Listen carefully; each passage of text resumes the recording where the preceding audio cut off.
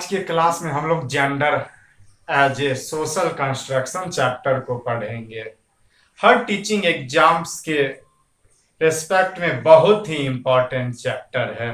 Teaching exams की अगर बात छोड़ भी जाए, हमारे समाज हमारे घर के लिए ये चैप्टर बहुत ही इम्पोर्टेंट है। जेंडर को समझने से पहले हमें दो चीजों को समझना बहुत जरूरी है। सेक्स और जेंडर में क्या डिफरेंस है। सेक्स क्या है? सेक्स एक बायोलॉजिकल कंस्ट्रक्शन है, जैविक संरचना है। जो दिख रहा है वो क्या है? बायोलॉजिकल। वो क्या है? जैविक संरचना है, जो समाज द्वारा जो निर्धारित होती है उसे हम लोग क्या करते हैं? सोशल कंस्ट्रक्शन या सामाजिक संरचना। जेंडर को हम सामाजिक संरचना मान सकते हैं और सेक्स को हम जैविक संरचना मानते हैं। यही दोनों में मेन अंतर है। ये टीचिंग एग्जाम में क्वेश्चन आपको पूछे जाते हैं। सीटेट के ख्याल से ये आपका क्या है? वीवीआई क्वेश्चन बनता है। जेंडर को लिंग या लैंगिक दोनों एग्जाम में लिखा हुआ मिलता है। अगर आपको फिर हम ये कहेंगे, इंग्लिश टर्म को ही आपको याद रखना होगा, हिंदी टर्म में आपको मिसप्रिंट देखने को मिलेगा। अगर सेक्स लिखा रहेगा तो जैविक संरचना में आपको आंसर सही कर लगाना है, और ये जेंडर लगा रहेगा सोशल कंस्ट्रक्शन में आपको है। ये आपको सीटेट एग्जाम में बार बार इससे क्वेश्चन पूछे जाते हैं। जेंडर चैप्टर की बात करें कि इसमें टर्म की संख्या, सबसे अधिक टर्म की संख्या इसी चैप्टर में है और हम टर्म को समझेंगे। जहां तक जेंडर को समझे, ये क्या है? सामाजिक संरचना है। सामाजिक संरचना हमारी समाज के अकॉर्डिंग हमारी क्या पहचान है, समाज में हमारी क्या भूमिका है, यही सब लेके ये जेंडर का निर्माण होता है, लैंगिक का निर्माण होता है। जेंडर आइडेंटिटी की बात करेंगे। जेंडर आइडेंटिटी आपको ऑप्शन में, सीटेट या अदर टीचिंग एग्जाम्स के ऑप्शन में जेंडर आइडेंटिटी आपको पूछे जाते हैं। दिसंबर 2019 का भी अगर आप क्वेश्चन देखते हैं तो जेंडर आइडेंटिटी उसमें आपको दिखेगा ऑप्शन में। जेंडर आइडेंटिटी है क्या? जेंडर आइडेंटिटी लैंगिक पहचान। आप अपने आप को किस रूप में देखते हैं? पुरुष के रूप में देखते हैं कि स्त्री के रूप में देखते हैं? यही क्या लैंगिक पहचान। हम कोई भी फॉर्म, एग्जामिनेशन का फॉर्म भरते हैं, उसमें क्या लिखा रहता है? मेल या फीमेल। मेल या फीमेल के रूप में कैटेगराइज करना, बस कैटेगराइज करना को ही आइडेंटिटी कहते हैं। टर्म को समझना आपके लिए बहुत जरूरी है। ये सब टर्म आपको ऑप्शन में रह के आपको छगा सकते हैं। हो सकता है इसी से क्वेश्चन नेक्स्ट टीचिंग एग्जाम में आपका बन जाए। आगे आते हैं जेंडर रोल, लैंगिक भूमिका। आपकी क्या रोल है परिवार में, समाज में? आपकी क्या रोल है? आपकी क्या भूमिका है? इसी भूमिका को क्या कहते हैं? समझिए, इसे बड़ा ही गौर से समझिए। परिवार में आपकी क्या भूमिका है? माँ की क्या भूमिका होती है? पिता की क्या भूमिका होती है? लड़का की क्या भूमिका होती है? लड़की की भूमिका होती है। जहां जेंडर लग गया, आप समझ लीजिए ये लड़का और लड़की, मेल और फीमेल से कंसर्न्ड ये हो गया। परिवार में क्या, अगर हम देखते हैं हमारी जो भी परिवार है, लड़का क्या होगा? बाजार का काम करेगा। लड़की क्या होगी? खाना बनाएगी। लड़की क्या होगी? झाड़ू देगी। लड़की क्या होगी? बर्तन मांजेगी। लड़का ये सब काम नहीं करेगा। जो भूमिका परिवार या समाज सौंपता है हमें, उसी को, जो जिस भूमिका में हम आ जाते हैं, उसी भूमिका को हम जेंडर रोल कहेंगे। अगर 2000 से पहले की बात करें, लड़की ज्यादा नहीं पढ़ेगी हमारे ग्रामीण प्रदेश में। जहां तक बेगूसराय की बात है, 2000 से पहले आप कॉमर्स लड़की को लेते हुए आपको ना के बराबर देखिएगा। मुश्किल से ही आपको लड़की कॉमर्स लिए हुए दिखेगी। समाज क्या भूमिका मानता है कि लड़की कॉमर्स फील्ड में लड़की के लिए उपयुक्त नहीं है? लड़की क्या होगा? दूसरे घर जाएगी तो उसको खाना बनाने आना होगा, उसको सिलाई करना होगा। समाज जो भूमिका बनाता है वही जेंडर रोल है। अगर आप उस भूमिका को फॉलो करते हैं, तो अगर आप खाना बनाते हैं, बर्तन मांजते हैं, पढ़ाई नहीं करते हैं, या पढ़ाई करते भी हैं तो आप उस टाइप को, जेंडर टाइपिंग हुआ, उस भूमिका को आप अदा करते हैं, वो टाइपिंग। अगर लड़का खाना बना रहा है, बर्तन मांज रहा है, तो वो भूमिका, वो जेंडर रोल के भूमिका टाइपिंग को नहीं शो करता। ये सब टीचिंग एग्जाम में ये ऑप्शन आपको बार बार दिए रहेंगे। इसको अगर नहीं समझिएगा आपको क्वेश्चन सॉल्व करने में ज्यादा टाइम लगेगा।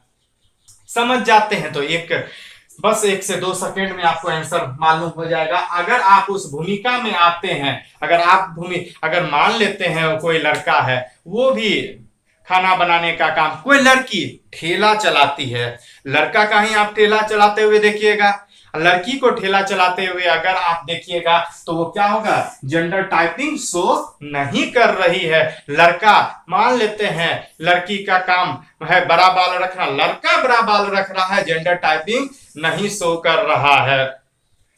या लड़की की तरह काम कर रही है, जो समाज ने जो बनाया वो जेंडर टाइपिंग शो नहीं कर रही। ये सब ऑप्शन दे के आपको टाइम किल करेगा, इसी कारण ये ऑप्शन को समझना आपको जरूरी है। अब आएगा जेंडर रोल स्टेरियोटाइप, देख रहे हैं ना, कॉन्सेप्ट आपको एकाएक नहीं होगा, कॉन्सेप्ट के लिए आपको कुछ समय आपको देना होगा। जेंडर रोल स्टेरियोटाइप, और इसी से क्वेश्चन आपको टीचिंग एग्जाम्स में क्वेश्चन आपको पूछे जाते हैं। देख लेते हैं, लाइट का प्रॉब्लम तो नहीं ना है, चलिए लाइट प्रॉब्लम कोई दिक्कत नहीं है।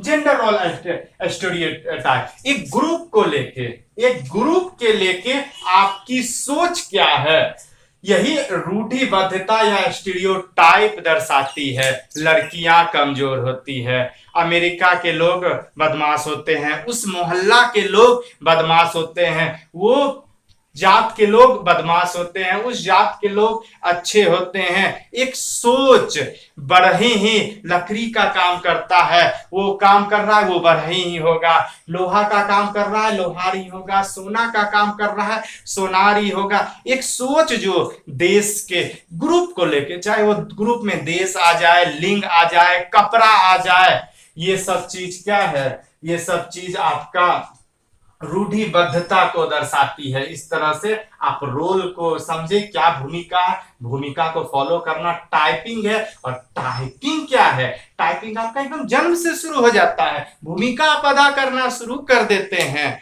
भूमिका लड़का है तो लड़का वाला खिलौना खेलेगा, लड़की है तो गुड़िया से खेलेगी, आप फॉलो करते हैं, जेंडर टाइपिंग शो कर रहे हैं।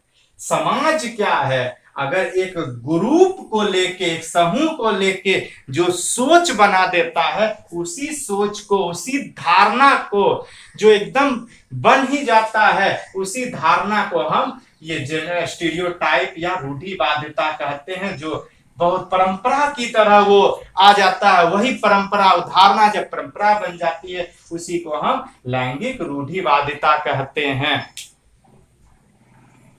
रूढ़िवादिता हम इसे कहते हैं। लड़कियां कमजोर होती है, लड़कियां गणित में अच्छी नहीं होती है, रूढ़िवादिता है। आप बहुतों एग्जाम्पल देखेंगे, हाल ही में आपका एग्जाम्पल है जो बहुत सारी लड़की, इंदिरा नूई को ले सकते हैं, चंदा कोचर को ले सकते हैं, शिखा शर्मा को ले सकते हैं, बहुत सारा, इंदिरा हिंदुजा को ले सकते हैं, अदिति पंत को ले सकते हैं, बहुत सारा एग्जाम्पल आप ले सकते हैं जो गणित या विज्ञान के क्षेत्र में या अन्य क्षेत्रों में रूढ़िबद्धता धारणा को समाप्त किया है। रूढ़िबद्धता धारणा को समाप्त किया है। इस ढंग से हम लोगों ने ये सारे कॉन्सेप्ट को हम लोगों ने समझा। लड़कियां, ऐसा नहीं है कि लड़कियां मैथ नहीं लेगी, ये रूढ़िवादिता धारणा है।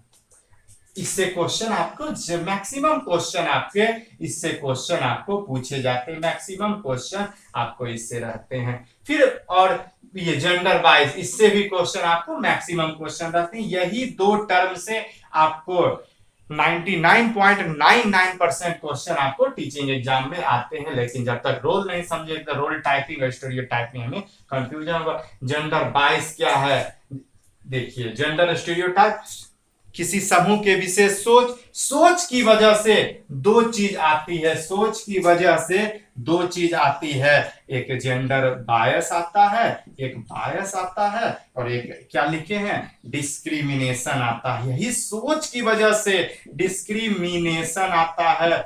आपको बहुत सारे बुक्स में समझ ही नहीं पाता है रूढ़िबद्धता किसको कहते हैं, पूर्वाग्रह पक्षपात किसको कहते हैं, कंफ्यूजन बने ही रहते हैं। दो ही टॉपिक अदर टीचर पढ़ाते हैं, उसके बावजूद भी कंफ्यूजन आपको रहते हैं। क्या है, सोच की वजह से बायस आता है। बायस को समझिए, बायस मतलब सब रूढ़िबद्धता को ही 100% के रूप में लेते हैं, या बायस को वो नहीं समझा पाते हैं। बायस क्या है, मान लेते हैं अगर हम बोलेंगे लड़कियां क्रिकेट, लड़की है ये क्रिकेट नहीं खेलेगी, लड़की है बाहर नहीं पढ़ने जाएगा, लड़का है वो बाहर पढ़ने जाएगा। हम जिसका पक्ष ले रहे हैं, अगर लड़का का पक्ष ले रहे हैं तो वो क्या हो गया, बायस हो गया। लड़की का पक्ष नहीं ले रहे हैं, उसमें विभेद हो गया। इसको विभेद, लड़की के साथ भेद कर रहे हैं और लड़का का हम पक्ष ले रहे हैं। जिसका पक्ष लेते हैं उसको हम क्या कहते हैं, बायस, और जिसका पक्ष नहीं लेते हैं उसको हम क्या कहते हैं, विभेद। लेकिन बहुत सारे टीचर लोग, यूट्यूबर्स समझते हैं मेरे साथ मतलब पक्ष नहीं लिया जा रहा है, इसी कारण उल्टा ही समझ लेते हैं, पक्ष ले रहे हैं उसको हम पक्ष ले रहे हैं, जेंडर बायस हो गया। इस सब ढंग से आपको सारा टर्म हो गया। मतलब पक्षपात नहीं करना चाहिए, पक्ष नहीं लेना चाहिए, विभेद नहीं करना चाहिए, क्या करना चाहिए, समानता लाना चाहिए, सबको समान से देखना चाहिए। लाइट को देख लेता हूं, प्रॉब्लम, चलिए लाइट चल रही है। समानता आनी चाहिए, समानता आनी चाहिए, यही है। जैसे अब समानता नहीं है, वोटिंग सिस्टम देख लीजिए, वोटिंग में आप देख लीजिए महिला मतदाता, पुरुष मतदाता, स्कूल कॉलेज में लड़का लड़की की संख्या देख लीजिए, हर जगह आपको क्या देखने को मिलेगा, आपको कहीं भी पैरिटी। जॉब सेक्शन में देख लीजिए, ये सब आपको पैरिटी आपको नजर नहीं आती है, कहीं भी पैरिटी नहीं आती है। ये सब बहुत सारा एग्जाम्पल, आप घर का एग्जाम्पल देखिए ना, समाज का एग्जाम्पल देखिए, हर जगह एग्जाम्पल देखिए, आपको पैरिटी नजर नहीं आएगी, आपको हर जगह रूढ़िवादिता नजर आएगी। और यही रूढ़िवादिता के कारण हम जो अपने विचार में हम क्या करते हैं, पक्षपात करते हैं या विभेद करते हैं। अब समझ में आया, रूढ़िवादिता धारणा हमारे दिमागों में बस चुकी है। दिमाग में जब बस चुकी है तो हम क्या करते हैं, हम ये काम करते हैं। अब समझ में आया, रूढ़िवादिता और ये पक्षपात में क्या अंतर है। रूढ़िवादिता धारणा हमारे दिमाग में बसी है, जिसके कारण से हम क्या करते हैं, पक्षपात करते हैं और क्या करते हैं, विभेद करते हैं। ये सब चीज टर्म है, टर्म की कमी नहीं है। आप लोग जब पढ़ते हैं सोशल साइंस में समता या समानता का अधिकार, समता और समानता बहुत ही इंपॉर्टेंट टर्म है। कोहल वर्ग का जेंडर कॉन्स्टेंसी भी इंपॉर्टेंट टर्म है, और भी बहुत सारे टर्म है, वो सब टर्म पे हम चर्चा करेंगे। और विशेष चर्चा के लिए आप हमें व्हाट्सएप ग्रुप पे मैसेज कर सकते हैं कि सर हमें जेंडर के बहुत सारे टर्म को, हमको और भी टर्म है हमको समझना है, तो उसे हम पर्सनल वीडियो बना के या यूट्यूब पे हम डाल देंगे। ऐसे ये टर्म आपको दो ही टर्म से आपको क्वेश्चन पूछते हैं, जेंडर स्टीरियोटाइप और जेंडर बायस से ही 99.99 ये सब ऑप्शन में आपको रहते हैं। सब देख रहे हैं, रोल क्या है, अगर समझने के लिए ये दोनों चीज को आपको समझना ही पड़ेगा।